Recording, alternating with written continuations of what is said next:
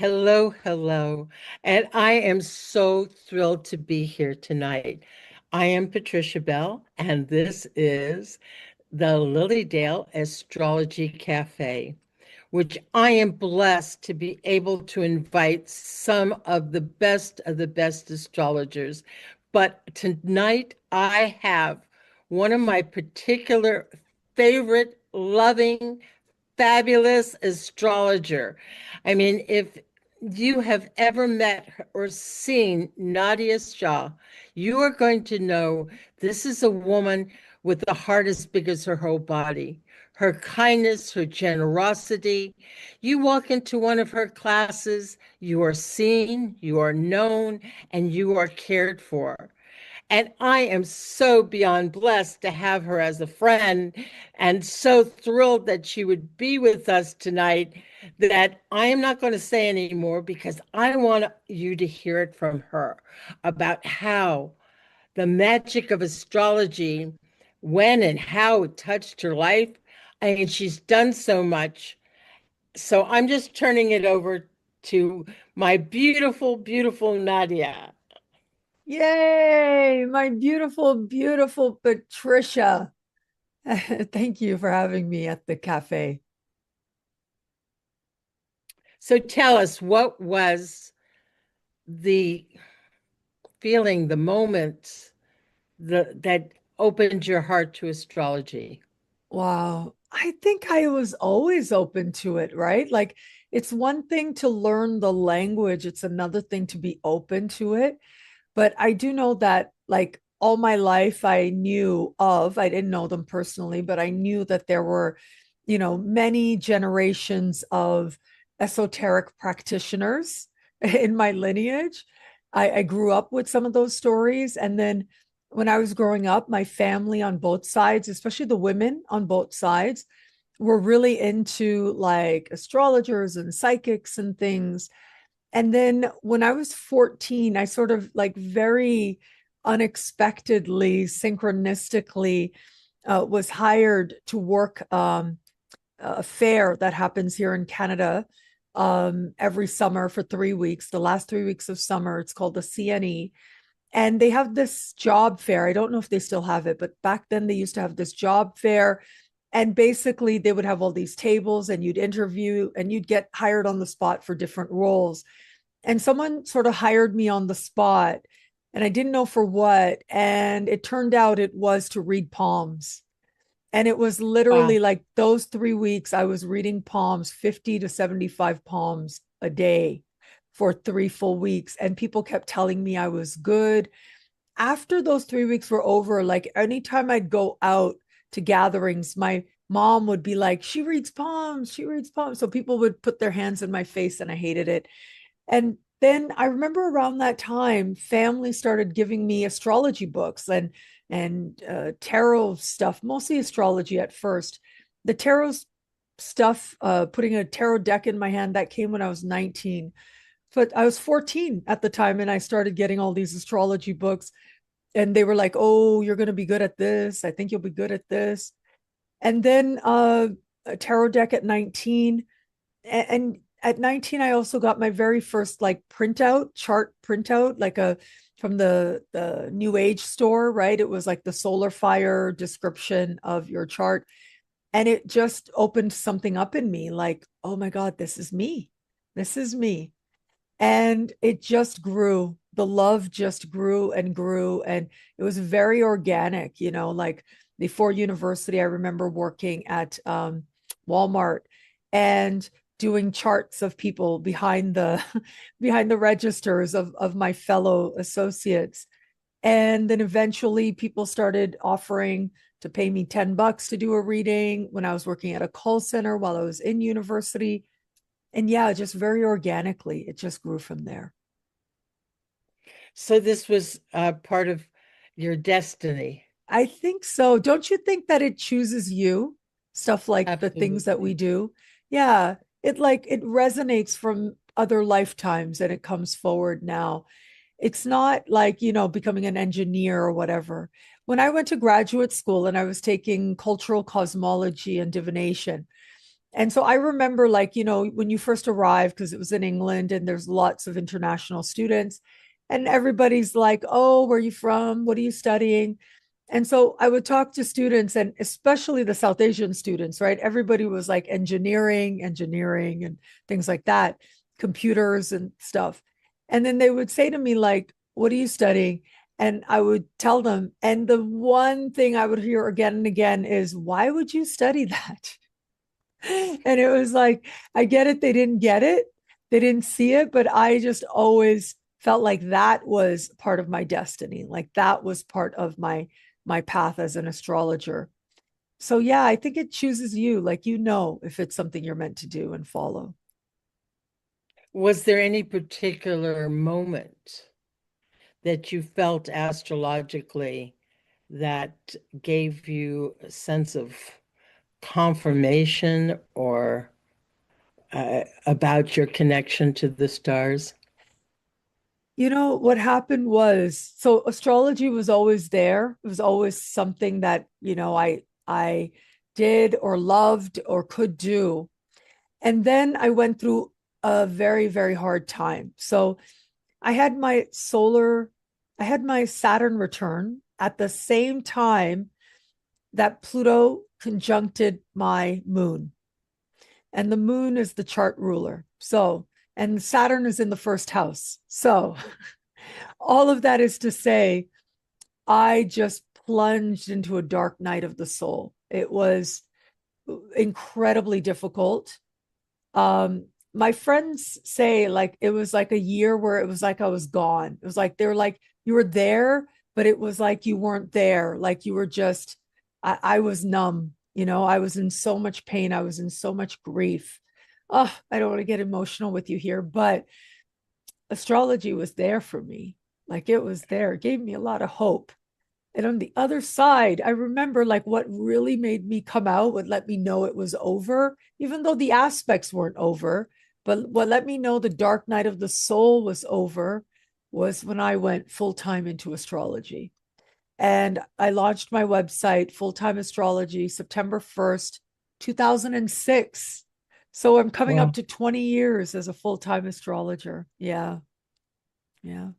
Well, Nadia, you have this loving heart, so much so that you opened up an entire university and have written books to allow people to know themselves, heal their pain, and to find a community because your YouTube channel has been on forever, I think. How long has your YouTube channel been on? It's been on since 2008. And yeah, it was Okay. 2008. I mean, I don't even remember seeing other astrologers there at the time, really. Like, there were a few of us that kind of started around the same time, very few of us.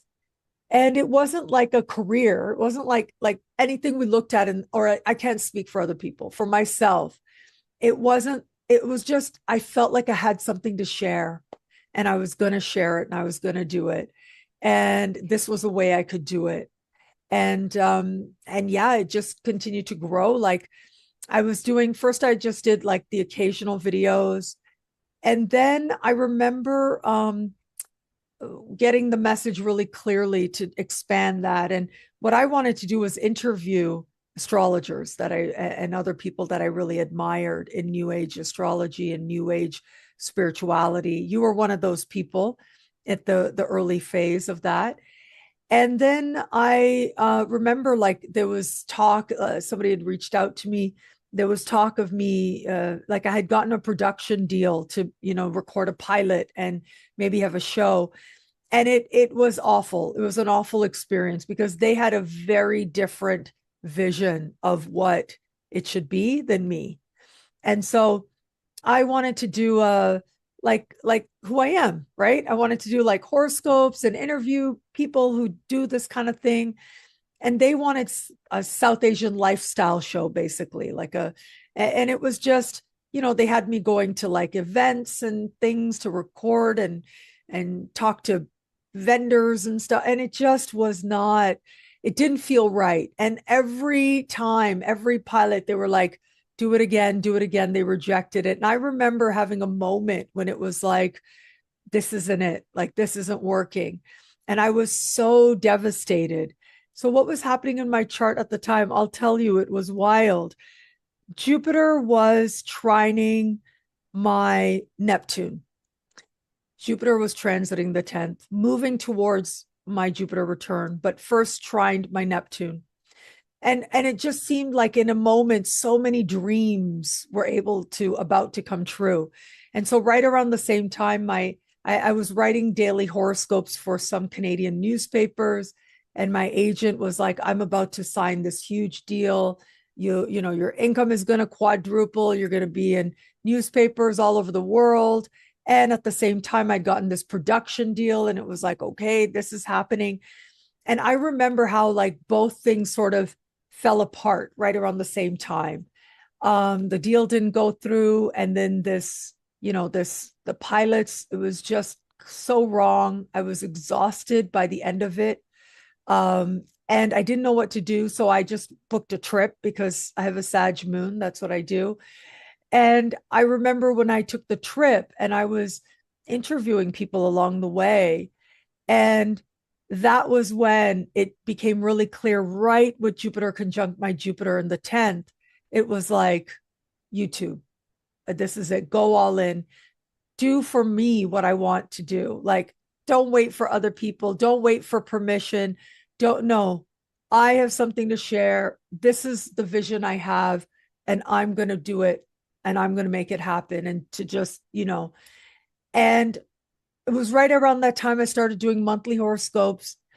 And then a couple of years after that, I was contacted by a TV station in Toronto, TV1 Canada, and they wanted a weekly segment, astrology. So I was just doing horoscopes as part of one of their flagship shows. And I did that for a year, the weekly horoscopes. And then that brought weekly horoscopes to my channel. And I think like so many amazing things have come about in my life, in my career, thanks to YouTube. Like YouTube ended up really being the thing that helped me to blossom and welcome in all kinds of opportunities and to have an amazing life, really. So yeah, that it's been a journey and it continues. Well, we're blessed to have you on the Lilydale Astrology Cafe, which will be on YouTube. Yes. So please, let's talk astrology. And Let's do can it. we talk about some of these eclipses?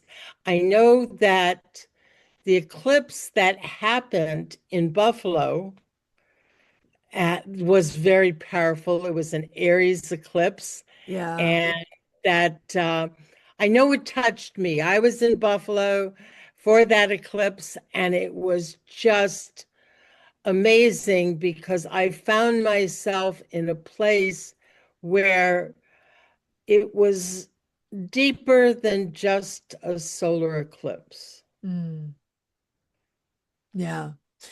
Um, I was in Niagara Falls. And yeah, that's exactly it. It was my first time experiencing a total solar eclipse. And I was like, I get it. I get why people are eclipse chasers. I get why people love this. It is so magical. I mean, it is something, I get it, like how ancient people would see an eclipse and they would feel like everything changed or they would feel fear. But then that sun is reborn and everything looks different. Everything feels different. It was absolutely phenomenal. And yeah, it was a very special experience. That was 2004, wasn't it? April of 2004. 2024, and it was on April 8th, and it was in Aries. And the reason I bring it up is because we're having Neptune in Aries and Saturn in Aries, and we Yeah. just had an eclipse in Aquarius, which had Neptune and Saturn in Aries. And it's as though I don't know, the universe is telling us some sort of story. Yeah, isn't it? All like, look, eclipses in general are beginnings, in some cases, like dramatic beginnings, unexpected beginnings, especially with this eclipse that just occurred at February 17, at the solar eclipse in Aquarius, and it was square Uranus. And that is like a very jarring energy. Um, and so, yeah, I think there is a sense of beginnings, but also a lot of independent energy with this, right? Like, where do I actually belong? Where do I not? With whom do I belong? With whom do I not? What do I have to say? I think that's a big part of air energy as well. And I think there's a lot of truth with this eclipse that's been happening. Now, we have another eclipse coming up. I think by the time this publishes, the eclipse will be like right around the time that this publishes in the first days of March. And that's a very different eclipse because it's in Virgo and it is sextile Jupiter. It is a very different energy. And so my hope is that helps us to manifest something that feels more optimistic, right? A lot more optimistic. Mercury will be retrograde at that time, which rules Virgo. So it'll be interesting. And this particular Mercury retrograde is is making a series of trines to Jupiter. It's actually a very fortunate retrograde. It's one of these retrogrades where it's like the opportunities we thought came and went or that we lost, they might come back around and they might be even better than what we thought they were going to be or what they were before. And so I think there's a lot of hope, but it's almost like first you got to get honest with yourself and kind of shake yourself free of some story, some lie, so that you can actually, welcome in something that feels very genuine, very authentic, um, and a lot more hopeful. That's the story I'm seeing, at least for these eclipses. Well, I agree with you Mhm. completely. Of course, I've done some Chinese or Oriental astrology, and that eclipse with the fire horse, I just like to share quickly the myth. Yeah. The myth of the fire horse was that the Jade Emperor wanted to get to heaven, and so he called upon the horse that could take him from earth to heaven. So here you Mm. understand, wow, this horse is very powerful. Why did the horse come in seventh on this zodiac track? Well, it turns out the horse could be very generous and always allowed people to get on their back. So this time they let the rabbit get on their back and the snake.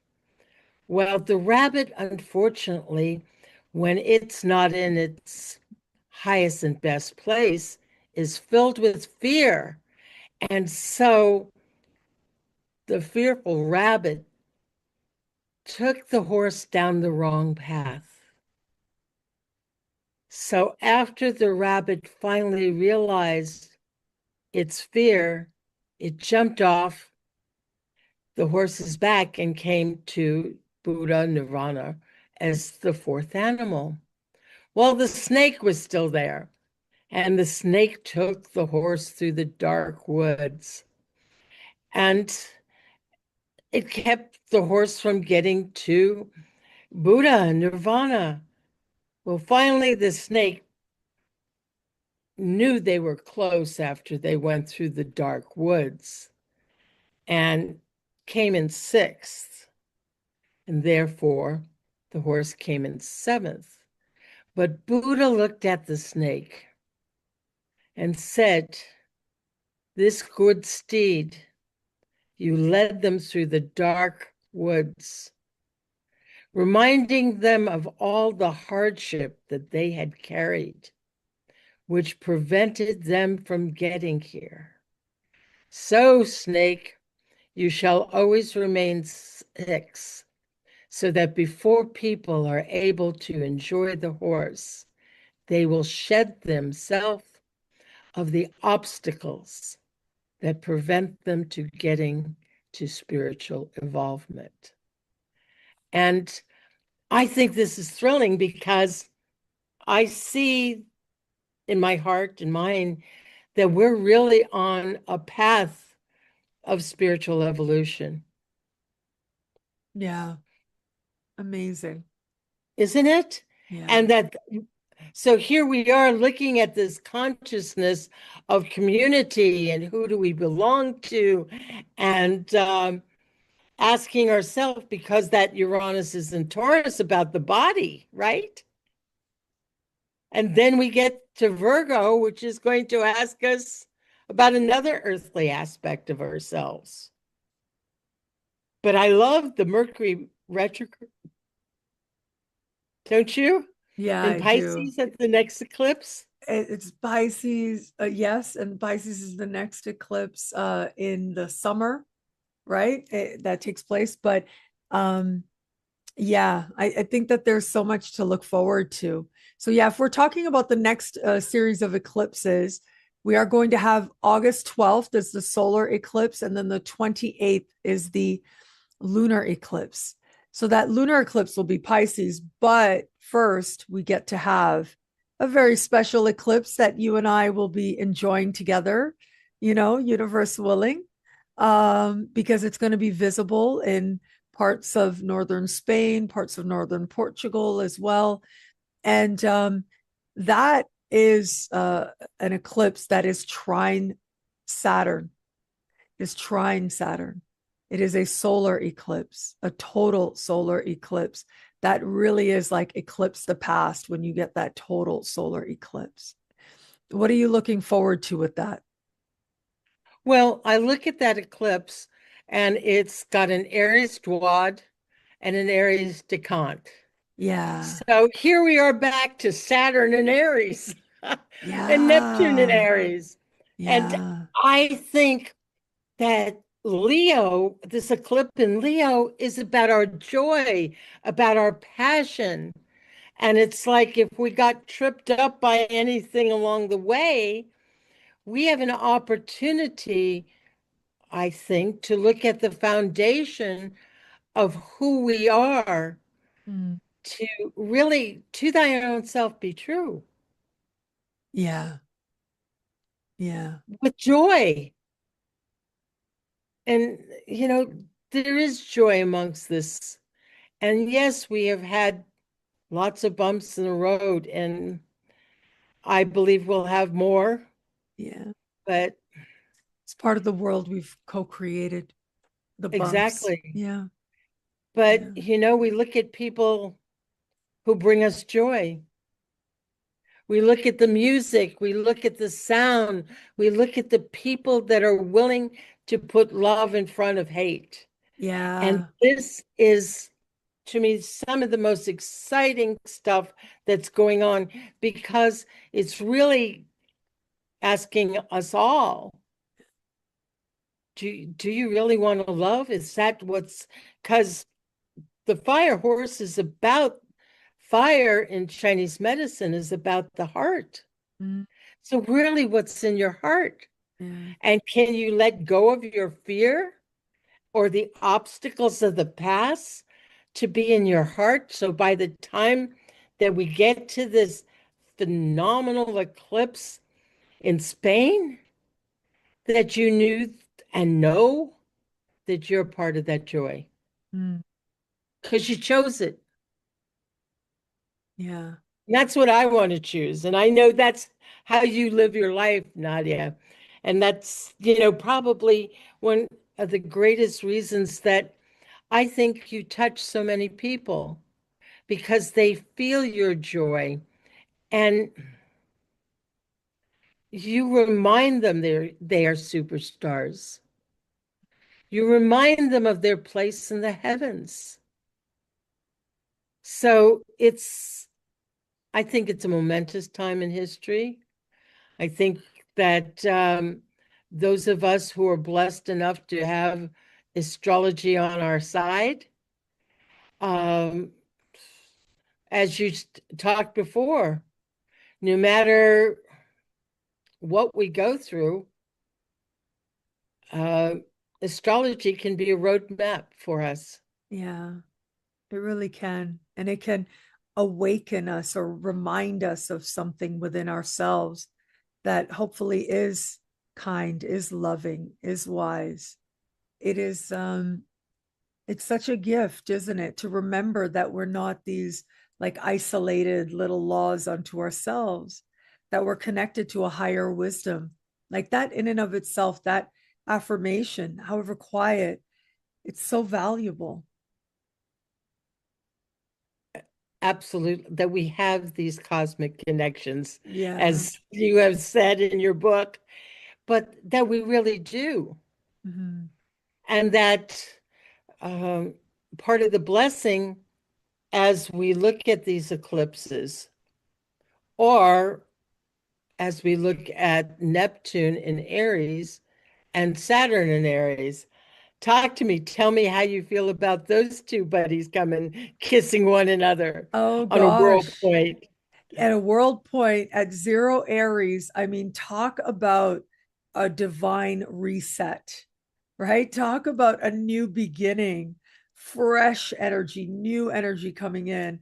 I think it's super exciting, like how much is brand new and what we might see in ourselves about where it is that we might want to own our power or begin again or claim sacred um the ability to harness one's free will, to use your free will as you feel inspired to. It is a privilege, and we forget sometimes that it is a privilege that not everybody gets. And what an amazing privilege to be able to say, you know what, I want to go that way. I'm going to do what I can to go that way because that's what I feel called towards, because that's what I want to. I'm going to determine that. And of course, you want to stay open and stay listening at the same time. But I think a lot of us are going to be saying to ourselves, you know what? I'm alive right now. I'm gonna do what I can with this. I'm reminded of I'm a person of a lot of faith, and I do believe like the soul lives and continues to live. And I do feel, I remember as a very small child, just feeling like my soul had already been everywhere, right? Like I had been every type of person, I had been everywhere on this planet. But I remember thinking to myself, that's a matter of faith, and I have faith in that. But I want to know that I was actually there. I want to know by doing it all in this lifetime. I want the passport stamps. I'm going to live. I want to do it all. And what an incredible thing to be able to, right? What an incredible thing to be able to. I'm reminded of a friend I knew many years ago, and she was telling me about, she was like my mom's age basically, and she was telling me about her parents, and she was saying that her father was like really artistic and really dreamy, and her mother though was very ambitious and really intelligent. But at the time, um, women were not really accepted into universities. So the mom really wanted to be a lawyer, but that really wasn't much of an option. And so um, the mother encouraged the father to go to law school, even though that wasn't really what he was about. But he did, he went, he got in, he became a lawyer. And so she was telling me about how when she was a little girl, she would see like they had a home office and clients and people would come and they would sit there and she would be sitting there like as if she was the secretary, the mom would be with a pen and everything, and they would be telling the father, thinking he's the lawyer, telling him the problem, and she's taking notes, and she would be the one who would end up doing all the work. She would be the one. But she was telling me about how she saw her mom so deeply frustrated because she was never able to get the recognition that she knew she should be able to get. And that's what I mean when I say what a privilege it is for us to be able to say, hey, I want to work towards that. I want to make that happen. I want to go in that way. And to be able to, for at least I would say more of us than ever before in human history can say, I want that, and be able to take steps in that direction, regardless of what happens with it. And so I think that's going to be part of what more and more people are claiming for themselves. But I think it's very possible that we will see more places in the world than ever before where people get to do that, where maybe before that wasn't always an option. That's absolutely significant because when you look back at the 1800s, Mhm. there was a young woman who wanted to become a doctor. And that was when Uranus was in Taurus. Mhm. And here we are again with Uranus and Taurus squaring this consciousness of, you know, 28 Aquarius saying, okay, you can move on, but we're not letting you forget that this opportunity for women is particularly significant. Wow. And I also think that the eclipse, on March 3rd being in Virgo, that's the one of the female planets in the zodiac, which is also saying to us, you know, it's not just about the physicality of being a woman, it's the feminine inside each and every one of us. Mm. And it's like you have already spoken. How do we co create? Yeah. Right. And Virgo is like earth goddess, isn't it? It's such an earth Mhm. goddess energy. It's now if I remember correctly, um it Beyonce has a lot of like Virgo and Libra energy in her chart. Like, and to me, she embodies that. That's exactly like when I look at her, that's what I see. I see a Virgo earth goddess, but then also that the ability to be restrained enough that we find with Libra, somebody with strong Libra energy, um, to be classy in that way, but to be so embodied, to be so undeniably feminine, to look like she can create with her body and her soul and her mind and her skills. And I think that's part of what Virgo represents. It's that ability to create on so many different levels. With the level of beauty, Yeah. with the Yeah. level of beauty. And the beautiful part about Beyonce is that her mother helped create the beauty for her Yeah, with her that's so clothing true. and things like that. And Yeah. even in your story, it is the women in your lineage. And here we are going through recreating ourselves. And I believe that it's going to be a new time of birthing, and that everybody is going to have to birth their feminine so they can create their path. Yeah. And that Yeah. can be so, I mean, disconcerting for some who are very stuck in a one system, but how liberating can it be for, I'm mother of sons, that boys could cry now. Yeah. Isn't it wonderful? Isn't it wonderful? That How is a freedom, a right. necessary And freedom. that Yeah. even with your father, that being an artist could be more revered than being a lawyer. I Hmm. mean, Hmm. isn't that the divine feminine in him too? Yeah. Yeah. I mean, I've seen pictures of your family, and your father looks like quite a jolly guy. And my He's got, dad was in the restaurant business, yeah. and he got to be able to do a job that was considered welcoming and feminine and relationship oriented. Yeah. Oh, Yeah. uh, And like my dad has a whole stellium in Leo with his sun conjunct Pluto in Leo. So I mean, he really does embody that undeniable Leo energy. Yeah. The big heart. so here we come to this eclipse coming in Leo. I Yeah. mean, you grew up with it. You know how creative it can be, and obviously determined. Yeah. Uh, and passionate. Yes. Romantic. We forget that, right? With the Leo energy. And this, because it's a total solar eclipse, it has that much more magic to it. Here's something interesting. I don't have the charts in front of me, but I will say this. We have this really rare phenomenon that starts this year because normally we get a total solar eclipse every 2 or 3 years. And what's happening starting with this eclipse? We're going to have each year one after the other for 3 years.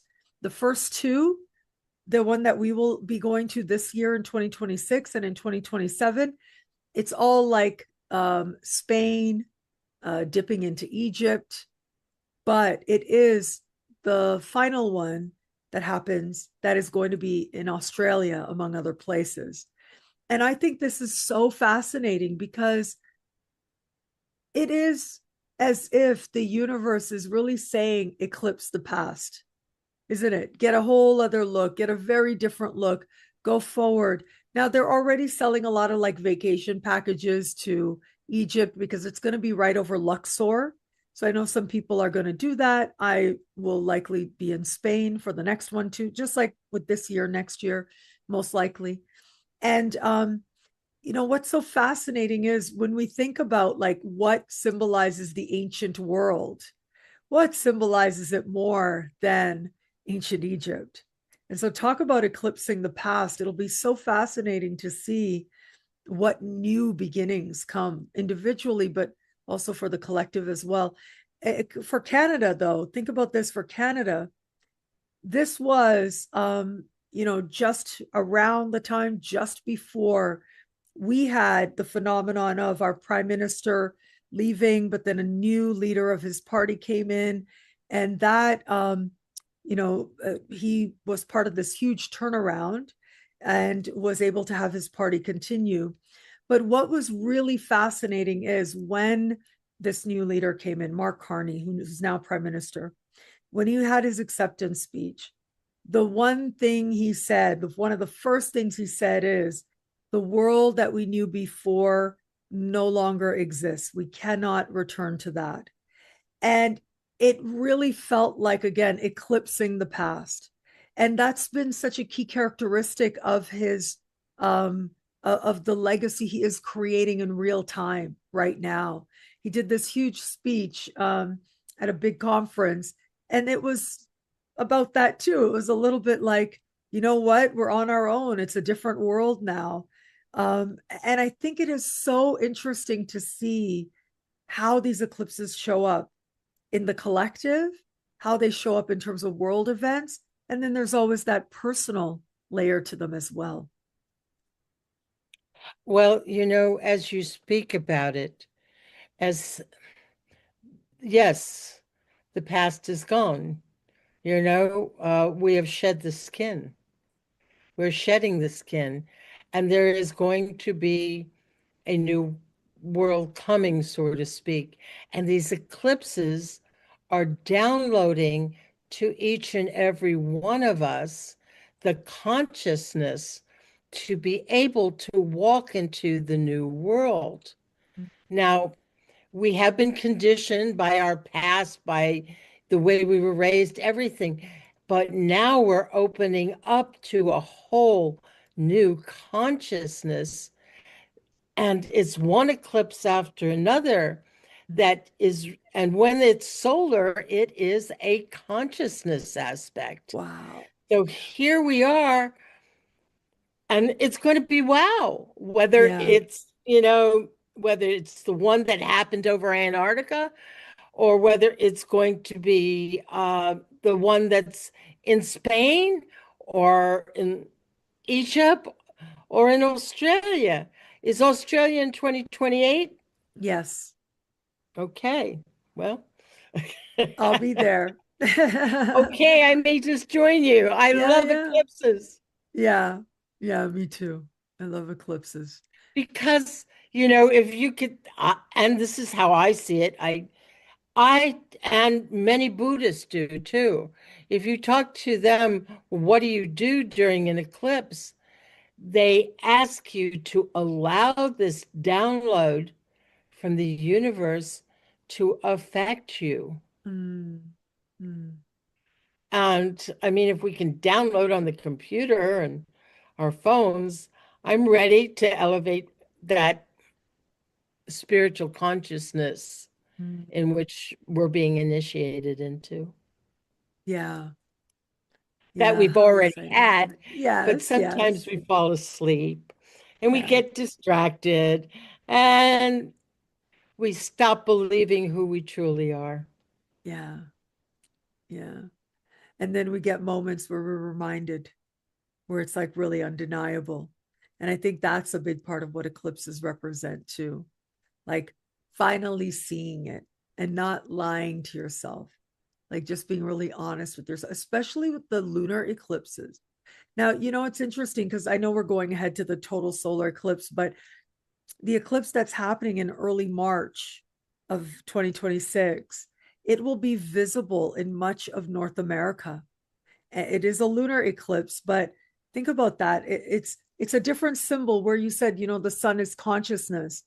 The moon is the truth of what we feel, like being honest with ourselves about what we really feel about things, and where it is, like something doesn't feel right, or something feels like the direction we need to go in, whether it makes sense or not. And I think that is going to be part of an important awakening or a shift that might be happening. And I think that when you are in a place, and especially if you like actually live there and spend a lot of time there, where the eclipses are visible, they might be more relevant to world events in that area. There's that theory. Oh, I believe it's true Yeah, yeah. because even where there was the X between the last two in Caryville, Texas, that's when the flood happened. Wow. Yeah. And if I have noticed, because uh, maybe I hadn't shared with you before, I love being an eclipse chaser. Mm. I've been to Helsinki, I've been to Kauai, I've been to a lot of places because energetically it touches your heart and your soul. Yeah. And I know we're going to be in Spain, and I do hope that we get to share exactly how it is that has touched us. And, maybe people can tap into us as well Yeah. Yeah. through this. I'm always up for meeting for hugs. I'm always Yes. up for it. Yeah. Yeah. And, we've discussed that this eclipse is on the Compostela de Santiago, the Yeah. way of St. James. And the way of the Compostela, the Camino, whatever you want to call it, yes, it does have a very Catholic connotation. But technically, when you go back to the Celts and others, you will find out that it was the way of the stars. Mm. Mm. So here is this eclipse in Spain Wow. on the path of the way of the stars. Wow. Uh, Whether it's the Pleiades or Sirius, it's like, to me, it's wow, Yeah. because, that 28 degrees of Taurus is also connected to the Pleiades. Mm. And there's just, it's like, all right, everybody get ready. Yeah. I mean, we are in for an upgrade, just like our computers. Yeah. Yeah. It's exciting. It'll be great to share it with you. Yes. And having been this time here with you is great to share. So, as we start to wind down a little bit, tell us what you're doing now. First of all, I would please, please, please talk to us about Synchronicity University. Please give them the titles of your books. Please let them Oh. know how they can get a hold of you. They can find me in Lilydale or at patriciabell.net, but they don't know how to find our beautiful Nadia. So please Oh, I let so them know. appreciate you. So let me show you. I'll show the audience very quickly here, if I may. Um, so this is the school, Synchronicity University. And what a privilege to share it with people. We've got these amazing programs coming up. I'm one of many teachers who presents at Synchronicity University. And our really big thing is like really making quality astrological education accessible to the masses. And as part of that, we have what's called Choose Your Tuition Rate. And so if you go, so I'll give you an example here. We have the amazing, right, living legend, one of our living legends, Stephen Forrest, coming up. And so here's the program. But just to show you, there's some add ons here. You literally can choose how much you want to pay to take the course from $25 all the way up to $250. And that's the big thing. Like, I just love, it's the Aquarian in me that wants, for whatever it is I do, to be for people and to be able to reach people. So people get a chance at this school to be able to learn from really some of the best astrologers in the world, including yourself, who's previously taught at the school as well. So that was such a treat to have you there. For my books, they're really available wherever books are sold, on Amazon in particular, but here it is, Synchronicity Publications. There I am, hugging one of my books. And you get lots of, we've got 6 books. I have 6 books so far. And if you buy them directly through synchronicitypublications.com, well, that is when you get some bonuses from me. But like I said, you can get them wherever books are sold. Thank you for giving me the opportunity to share those with your audience Well, and with people. as we started in this interview, I opened with the fact about your consciousness of wanting to share and how, your heart is as big as your whole body, because this is who Nadia is and who is the Nadia I dearly love and respect, because I know that you're on a path of helping those elevate themselves to their highest and best. Thank And, you. what a beautiful journey. What Yeah. a beautiful journey. Thank you for my dear friend. Thank you for spending this time with all of us. And I'm sure we're going to see each other again uh, Yes. sooner than we think. August is right around the corner. Yes. I will see you very soon. We will be hugging in person. And thank you again for sharing me with the Lilydale community. I spoke there 10 years ago. Can you I believe it? know. 10 years ago. And so, how wonderful to have this reconnection now. So, thank you, Patricia. Well, maybe we'll get you back again another Yeah. year. Yeah. Okay. I know you're busy this year, but maybe we'll grab you and your suitcase another time. Yeah, for Thank sure. you. Thank you. Thank you. Mwah. Thank you. Thanks, everybody. Bye.